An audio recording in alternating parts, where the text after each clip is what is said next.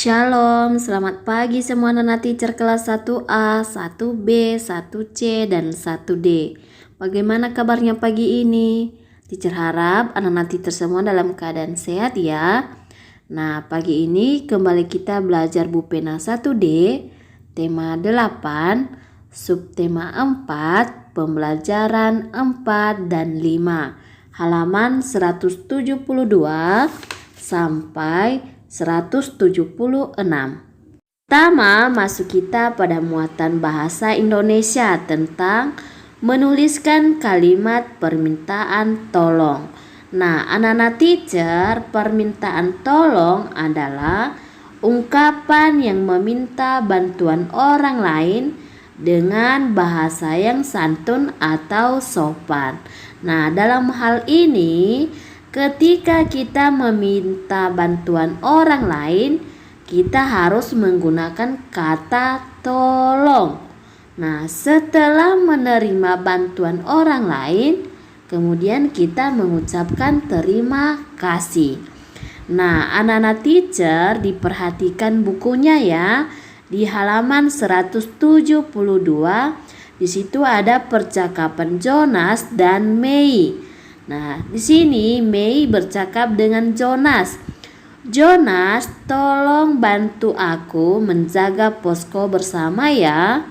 Lalu Jonas menjawab, baik Mei, akan aku lakukan. Kemudian Mei mengucapkan terima kasih kepada Jonas. Nah, pada percakapan tersebut terdapat permintaan tolong, di mana Mei meminta tolong kepada Jonas.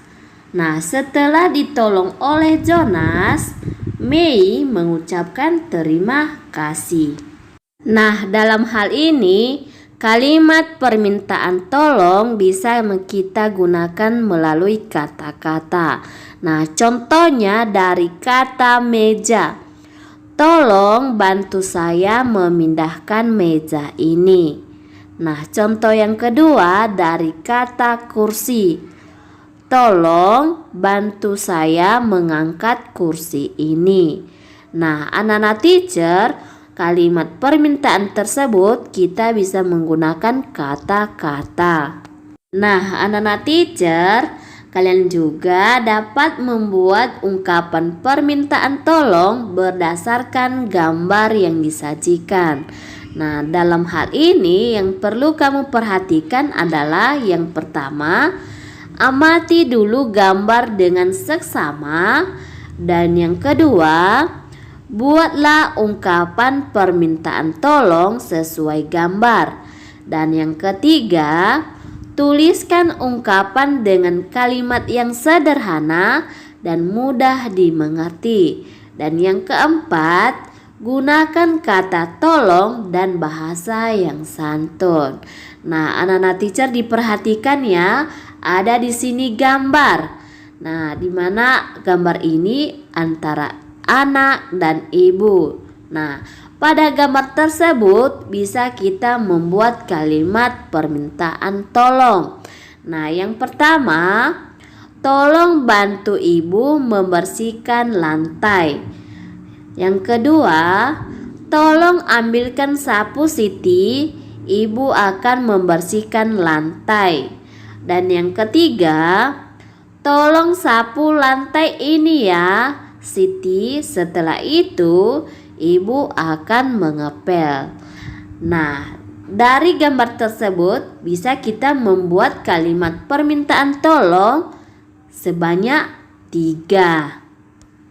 Nah, sekarang masuk kita pada muatan SBDP tentang membuat kreasi dari tanah liat. Nah, anak-anak teacher, kamu masih ingat kan cara membuat prakarya dari tanah liat? Nah, di mana tanah liat ini merupakan salah satu bahan yang lunak. Kemudian tanah liat juga mudah dibentuk menjadi karya kerajinan. Nah, proses pembuatannya dari kerajinan tanah liat sangat mudah. Kalian juga bisa menggunakan tangan atau cetakan. Nah, tanah liat dapat diubah sesuai bentuk yang kamu inginkan. Salah satu contohnya, misalnya membuat guci. Kedua, hiasan, vas bunga atau topeng. Nah, jadi tanah liat ini mudah dibentuk-bentuk sesuai dengan selera atau keinginan anak-anak teacher. Sekarang masuk kita pada muatan matematika tentang mengukur suhu dengan satuan tabaku. Nah, anak-anak teacher, kamu masih ingat kan cara mengukur suhu benda? Nah, suhu benda ada 3. Suhu dingin, suhu normal, dan suhu panas. Nah, di sini ketika kita mengetahui suhu sebuah benda, dapat kita ketahui dengan cara menyentuhnya. Tetapi untuk mengukur suhu panas cukup dilihat saja, tidak boleh dipegang. Nah, anak-anak teacher, kamu sudah paham kan? Nah, itu saja pembelajaran kita hari ini. Sebagai tugas kamu di rumah, mengerjakan ayo berlatih halaman 173 dan ayo berlatih halaman 175. Nah, itu saja pembelajaran kita hari ini. Tuhan Yesus memberkati.